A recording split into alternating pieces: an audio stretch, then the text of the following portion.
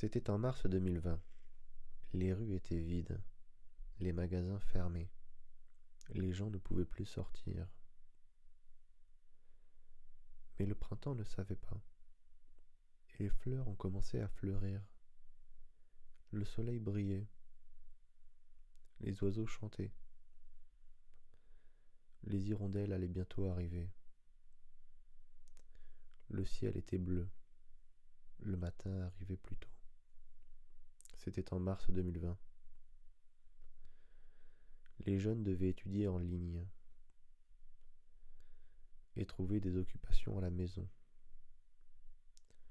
Les gens ne pouvaient plus faire de shopping, ni aller chez le coiffeur. Bientôt, il n'y aurait plus de place dans les hôpitaux. Et les gens continuaient de tomber malades. Mais le printemps ne savait pas. Le temps d'aller au jardin arrivait. L'herbe verdissait. C'était en mars 2020. Les gens ont été mis en confinement pour protéger les grands-parents, familles et enfants. Plus de réunions ni repas, de fêtes en famille. La peur est devenue réelle et les jours se ressemblaient. Mais le printemps ne savait pas. Les pommiers, cerisiers et autres ont fleuri. Les feuilles ont poussé. Les gens ont commencé à lire, jouer en famille, apprendre une langue, chanter sur le balcon en invitant les voisins à faire de même.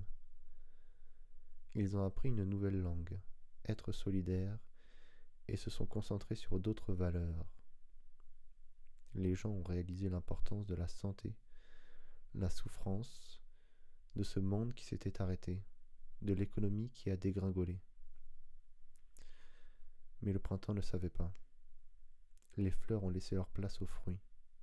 Les oiseaux ont fait leur nid. Les hirondelles étaient arrivées. Puis le jour de la libération est arrivé.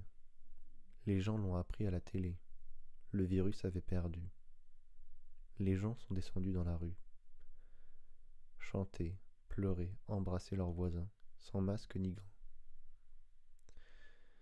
Et c'est là que l'été est arrivé. Parce que le printemps ne savait pas. Il a continué à être là malgré tout, malgré le virus, la peur et la mort. Parce que le printemps ne savait pas, il a appris aux gens le pouvoir de la vie.